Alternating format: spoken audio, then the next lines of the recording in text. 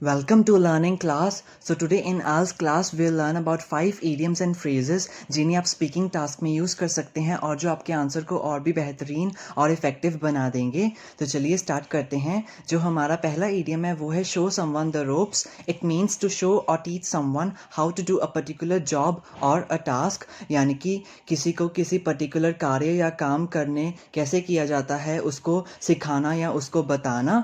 तो इसकी एग्जाम्पल्स की तरफ बढ़ते हैं।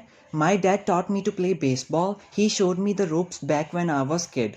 यानी कि मेरे पापा ने मुझे बेसबॉल खेलना सिखाया। तो जब मैं एक चाइल्ड था, एक छोटा बच्चा था, तब उन्होंने मुझे खेल के बारे में सारी जानकारी वगैरह बताई और इसके जो रूल्स हैं यानी कि मुझे सिखाए ताकि मैं इस खेल को अच्छे से खेल सकूं।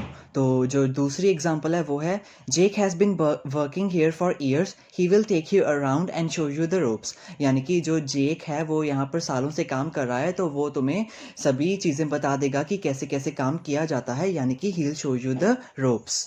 And now our second phrase is hours on end, या फिर days on end, weeks on end, या फिर ईयर्स ऑन एंड भी आप यूज़ कर सकते हैं, जैसे कि सिचुएशन होगी, जैसी भी सिचुएशन होगी उसके हिसाब से।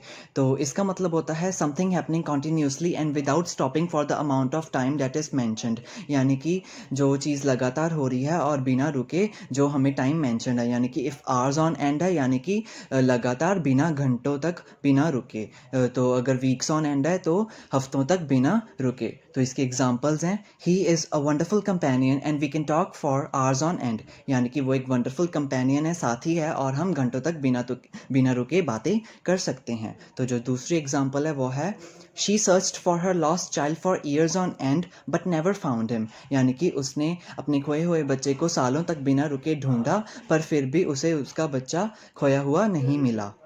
तो हमारा अगला फ्रेज है nook and cranny, which means a place or a part of place which is especially small or remote। यानी कि nook and cranny का मतलब है एक बहुत ही ज़्यादा छोटी छोटी जगह, जैसे कि हम यूज़ कर लेते हैं कोना कोना छान मारना, तो उसी का ये इंग्लिश वर्जन आ जाता है searching every nook and cranny, यानी कि एवरी कॉर्नर को सर्च करना। तो इसकी एग्जांपल्स हैं the lawyers searched every nook and cranny to find more evidence but alas there was none।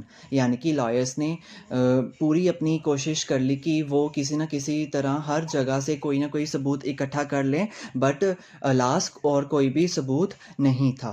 तो अगली एग्जांपल है my mother usually ends up searching every nook and cranny to find her keys and almost always find it's in her purse. यानी कि मेरे जो मामा हैं वो हर कोना कोना छान मारते हैं अपनी चाबियों को फाइंड करने के लिए, और यूजुअली वो उन्हें अपने पर्स में ही फाइंड कर पाती हैं एंड में।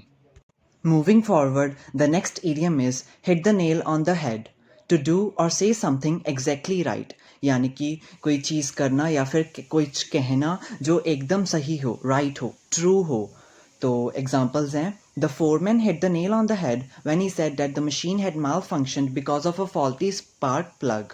यानी कि जब फोरमैन ने कहा कि जो मशीन है वो इसलिए माल फंक्शनड है, यानी कि वो अच्छे से काम नहीं कर रही है क्योंकि एक स्पार्क प्लग में फॉल्ट आ चुका है। तो जब उसने ये चीज़ कही तो वो बिल्कुल सही था, राइट था, तो इसलिए इस हम कह सकते हैं कि जो फोरमैन था hit the nail on the head. अगली एग्जाम्पल है I agree with doctor Ramore and everything he said, I think he is hit the nail on the head.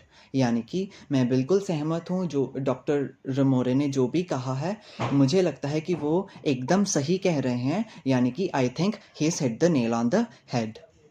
तो हमारा जो आज का आखिरी फ्रेज़ है वो है small hours of the morning. यानी कि रात के 12 बजे के बाद जो हमारे घंटे होते हैं, जब तक हमारी सवेर नहीं होती है, यूजुअली हम तब तक इस टाइम पीरियड को यूज़ कर लेते हैं। तो यानी कि the very early hours after the midnight. तो इसकी जो एग्जांपल्स हैं वो हैं she was up until the small hours of the morning preparing for her examination. यानी कि वो तब तक वो मिडनाइट के बाद भी, रात के 12 बजे के बाद भी कुछ घंटों तक जाग रही थी, सोई नहीं थी, क्योंकि वो अपनी एग्जामिनेशन की प्रिपरेशन कर रही थी। और जो अगली एग्जाम्पल है वो है the disco party continued until the small hours of the morning. यानी कि जो डिस्को पार्टी थी वो 12 बजने के बाद भी कुछ घंटों तक चली। तो यही थे हमारे आज के idioms and phrases. So hopefully आपको ये वीडियो अच्छी लगी होगी। Thank you so much.